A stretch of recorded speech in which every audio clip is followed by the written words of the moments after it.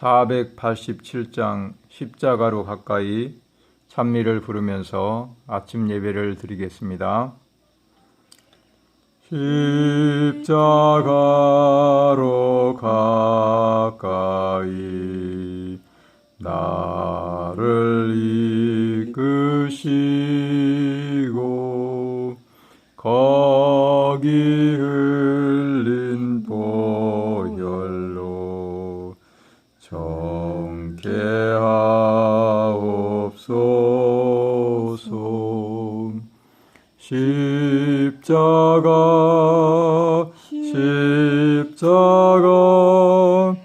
무한 영광일세.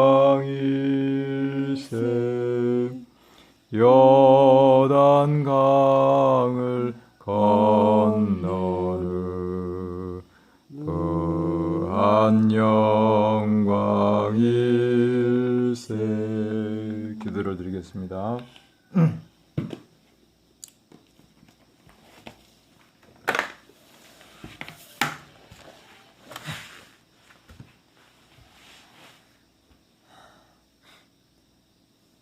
하늘에 계신 우리 아버지,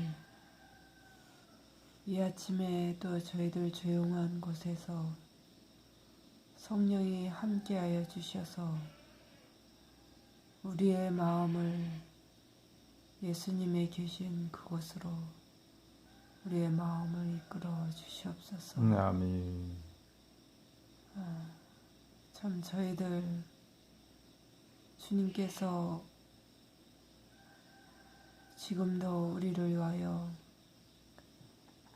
주님의 보혈의 피로 우리를 부르시고 계시오니 저희들이 믿음으로 아버지 보좌 앞에 담대히 나갈 수 있도록 보혈의 피로 저희들을 이끌어 주심을 인하여 감사합니다. 아멘. 주님, 이 시간 정말 저희들이 간절한 심령으로 주님을 만나기를 원하오니 우리들 마음을 이끌어 주셔서 정말 주의 성령이 이 시간 함께 거하시기를 원합니다. 그래서 우리에게 주시는 이 마지막 하나님의 인받는 백성들이 어떻게 살아야 할 것인지 정말 우리들에게 깊이 깨달을 수 있게 도와주셔서 우리의 자신의 상태를 보게 하시고 우리가 어떻게 살아야 할지 가르쳐 주셔서 이 마지막 대속죄의 상태의 의미가 어떠한 건지 알게 도와주셔서 정말 우리가 마지막 그 큰 해침에 참여하는 저희들 되게 도와주시옵소서. 이 시간 모든 순서마다 성령께서 임하여 주셔서 그 말씀으로 이끌어 주시기를 예수님 이름으로 기도합니다. 아멘. 예, 오늘 아침에도 아주 중요한 주제로 우리가 성경 말씀을 연구하겠습니다. 오늘 주제는 마지막 속죄와 하나님의 인치심이라는 제목으로 생각을 해보겠습니다. 마지막 속죄와 하나님의 인치심.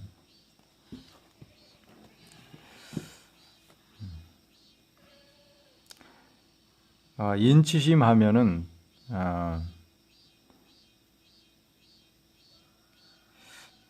참 우리가 두려운 느낌도 들죠. 인맞지 못하면 어떻게 하나.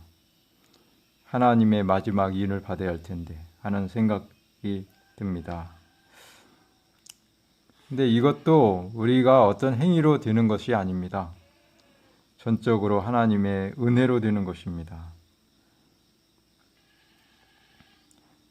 예수님께서 우리에게 그 피의 은혜를 주셔야 인을 받을 수 있는 것입니다. 인치심은 핏부림입니다. 왜 그러냐면은 이 피가 뿌려질 때 천사들에게 하나의 표가 되었던 일이 있었습니다. 바로 출애굽기 24장 5절로 8절에 보면은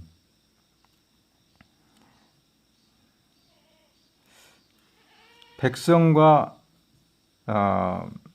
언약을 맺을 때에 백성에게 피뿌림으로 인해서 인이 쳐졌습니다. 곧 옛 언약을 맺을 때 어저께 공부한 그때도 그 피뿌림이 인이 되었던 것입니다. 그 피를 언약서에도 뿌리고 백성에게도 피를 뿌렸습니다. 언약서는 그 언약을 범한 데에 대한 죄를 범한 데에 대한 값을 치르는 것이고 우리 마음에 뿌려지는 것은 거듭남을 뜻하는 것입니다. 이렇게 마음에 뿌려진 그 피의 그 표시를 천사들은 분별을 해서 이 출애굽 당시에 그 피를 바르라고 그랬죠. 그때 그 피를 바를 때 천사들이 그것을 분별해서 피 있는 집은 그냥 넘어갔듯이 하나님의 백성의 마음에 뿌려진 피도 천사들은 분별을 하는 것입니다. 그래서 살육당하지 않게 되는 것입니다. 이스라엘 백성들은 그들이 하나님의 소유라는 것을 나타내기 위해서 문에다가 피를 가지고 표시를 하였습니다. 그와 같이 이 시대의 하나님의 자녀들도 하나님이 지정하신 표를 갖게 될 것이다 라고 리브 앤 헤럴드에 기록이 되었습니다.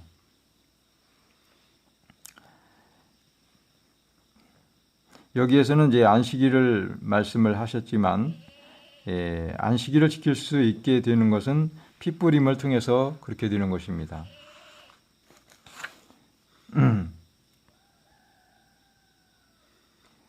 이스라엘의 장자 대신 그리스도가 희생이 되셔서 인이 채워질 수 있는 것입니다.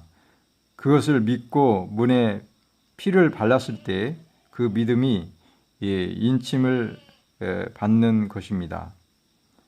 그와 같이 하늘 지성소에서 인간의 그 의 대신에 그리스도의 의가 간합되는 것입니다.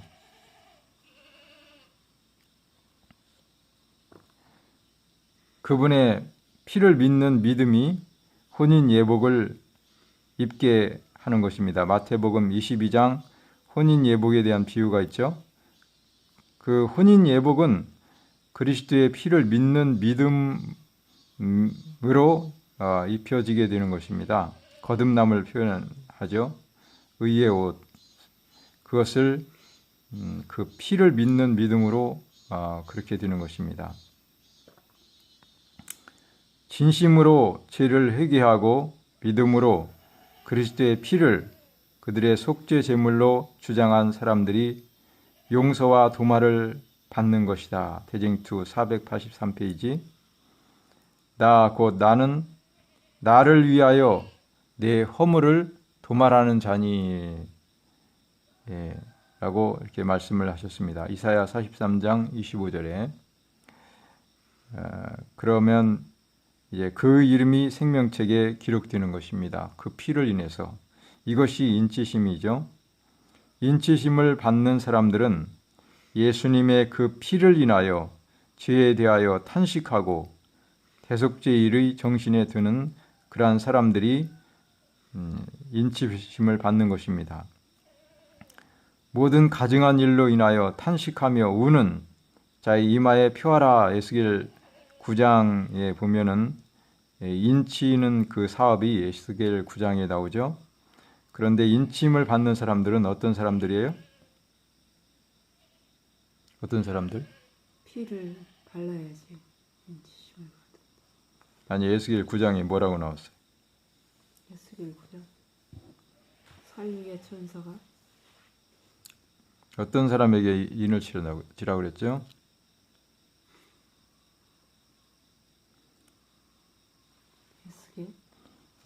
거기에 보면은 이 우상 숭배로 인해서 이 그러한 가증한 성소에서 드려지는 그 가증한 우상 숭배, 성소에 있는 그 우상들로 인해서 탄식하며 우는 자의 이마에 표하라, 그렇게 에스겔 9장 4절에 나왔습니다. 바로 이 시대에도 마음을 괴롭게 하며 예수님의 피를 인하여 자기의 죄를 진심으로 뉘우치는 그러한 사람들에게 인을 치게 될 것입니다. 그리고 이 세상에서 행해지는 우상숭배적 죄를 인해서 탄식하는 사람들에게, 그리고 경고하는 사람들에게 인이 쳐질 것입니다. 이 레위기 23장 27절로 30절에는 마음을 스스로 괴롭게 하며 하는 그러한 사람들은 백성 중에서 남고, 그렇게 하지 않는 사람들은 끊어진다고 그렇게 기록이 되었습니다. 그것은 그리스도의 피를 인해서 지성소에서 속죄를 받는 그러한 사람들입니다. 진리가 우리의 마음에 뿌리를 내리면, 그래서 그러한 그 해결을 하면 우리의 타고난 품성적 특질들이 성령으로 말미암아 변화되어 예수 그리스도와 동역자가 되기까지 이르러야 합니다. 이것이 진정한 회개입니다. 자아가 핏부림으로 죽어야 합니다. 이 핏부림을 받아야 하는 것입니다. 자아가. 그리스도의 품성은 우리의 생애에 나타날 것입니다. 그래서 우리 전체를 바치는 것이 이렇게 속죄를 받고 인을 받는 것입니다. 지금은 인치는 시기입니다. 하늘 성수의 마지막 중보 사업이 마쳐지면 인치는 사업도 마쳐질 것입니다. 하늘 중보 사업과 인치는 사업은 분리될 수 없는 일이죠. 지금 마지막 중보를 하시는 동안 우리에게 인치는 사업이 진행되고 있습니다.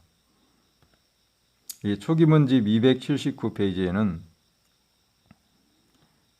나는 천사들이 하늘에서 왔다 갔다 하는 것을 보았다. 한 천사가 잉크통을 가지고 지구에서 돌아와 예수님께 자기의 일이 끝났음을 보고하고 성도들의 수가 차서 인치는 사업이 마쳐졌음을 보고했다. 그러자 나는 십계명이 들어있는 법궤 앞에서 봉사하시던 예수께서 향로를 내던지는 것을 보았다.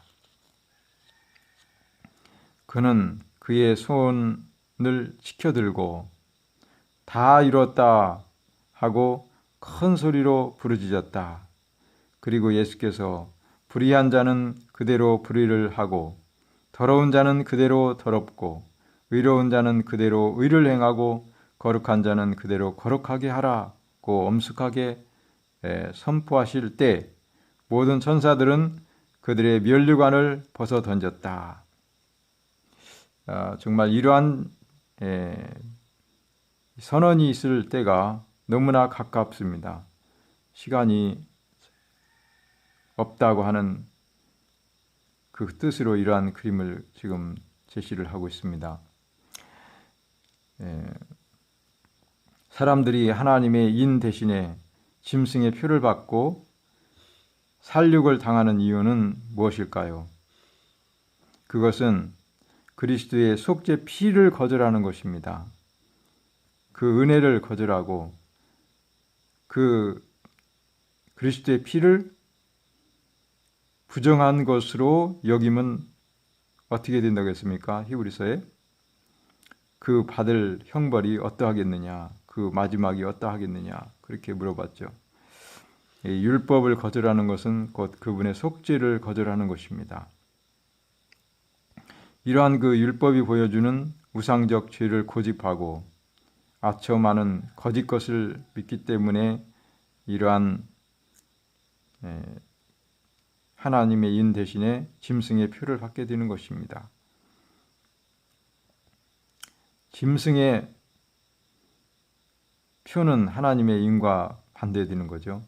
짐승의 표는 하늘 성수의 중보 사업을 거절하기 때문에 짐승의 인을 받게 되는 것입니다.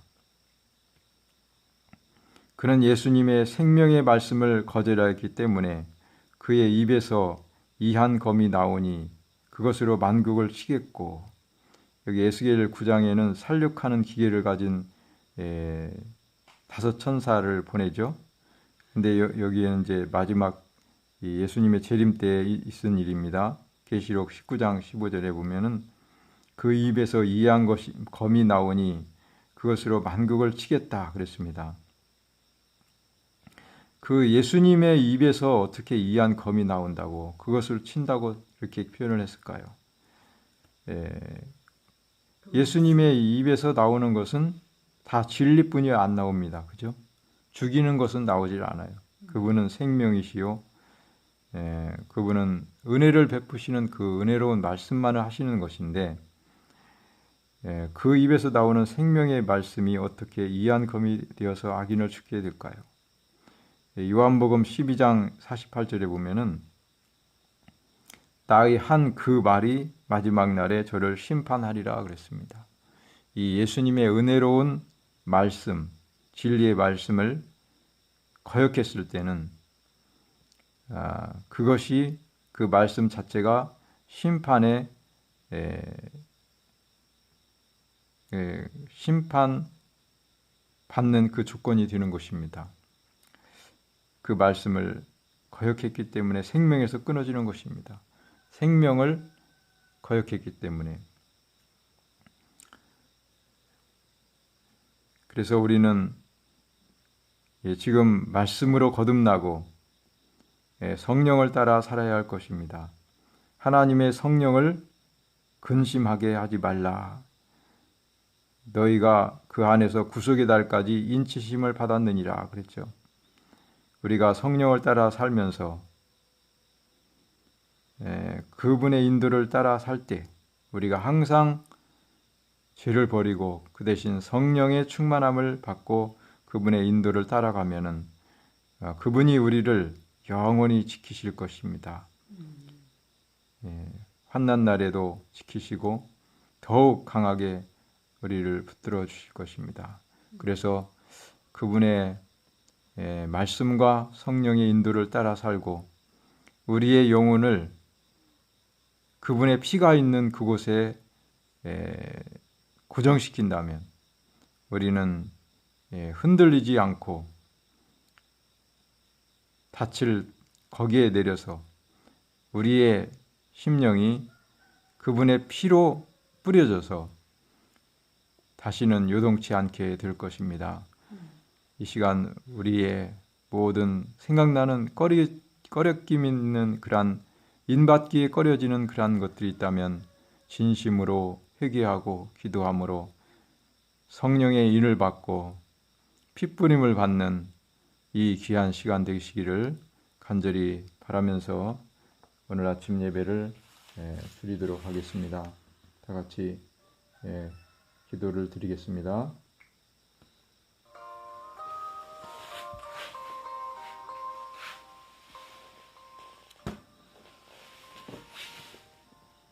하늘에 계신 우리 아버지, 우리를 그토록 사랑하셔서 주님의 피로써 불러내시고 애굽에서 이스라엘 백성들을 불러내셨듯이 피로써 인치시고 우리의 마음문에 피를 발라주셨습니다. 아버지, 우리 속에서 일어나는 자아가 결코 다시 살아나지 않도록 우리의 심령이 주님의 핏부림과 함께 주님의 십자가에서 죽고 새 생명으로 일어나 주님의 말씀으로 살아서 말씀의 검으로 우리의 그 자아가 다 쪼개지고 우리의 심령이 이 새롭게 되어서 오직 주의 성령의 인도만을 따라가는 우리가 되기를 간절히 바랍니다. 우리의 심령을 이 시간 새롭게 해주시고 핏부림을 받고 성령의 인침을 받는 귀한 시간 될 수 있도록 우리를 인도해 주시고 이 시간 역사해 주시옵소서.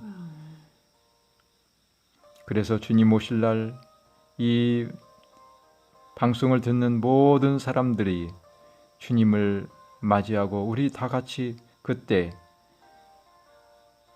손에 손을 잡고 주님의 영광스러운 재림을 맞이하는 우리 모두가 될 수 있도록 인도해 주시옵기를 예수님의 이름으로 간절히 기도를 드립니다. 아멘.